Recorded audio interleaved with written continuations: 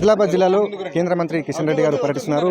అయితే జిల్లాలో జరుగుతున్నటువంటి అభివృద్ధి పనుల గురించి ఏమంటున్నారు అనేది వారి మాటలు తెలుసుకునే ప్రయత్నం చేద్దాం. సార్ చెప్పండి, జిల్లాలో అభివృద్ధి పనుల ప్రారంభోత్సవానికి వచ్చారు, అదేవిధంగా ఎయిర్పోర్ట్ను కూడా సందర్శించారు. ఎట్లా చూస్తారు?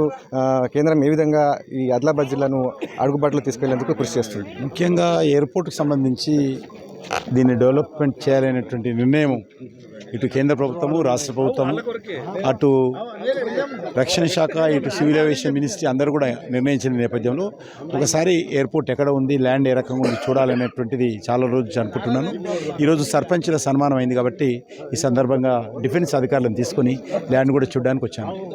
సార్, ఆదిలాబాద్ జిల్లాలో సర్పంచులు, ఉప సర్పంచులు, వార్డు మెంబర్ల సన్మాన కార్యక్రమము, వారికి అభినందన సభ కూడా నిర్వహించారు. జిల్లాలో రాబో రోజులలో ఇంకా బీజేపీ ఏ విధంగా ముందుకు రావడానికి వచ్చేటువంటి శాసనసభ ఎన్నికల్లో అనేక జిల్లాలలో మేము దృష్టిని కేంద్రీకరిస్తాము, బలాన్ని పెంచుకునేటువంటి ప్రయత్నం చేస్తాము. ఎందుకంటే కాంగ్రెస్ పార్టీ అధికారంలోకి వచ్చి 2 సంవత్సరాలు అయింది. మరి ఈ 2 సంవత్సరాల్లో ఏ రకంగా అభివృద్ధి జరగలేదు.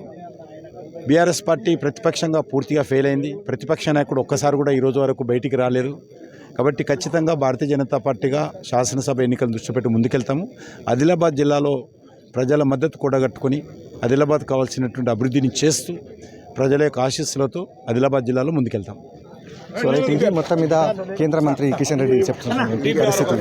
ఆదిలాబాద్ జిల్లా నుండి శైలేందర్, ఏబీపీ దేశం.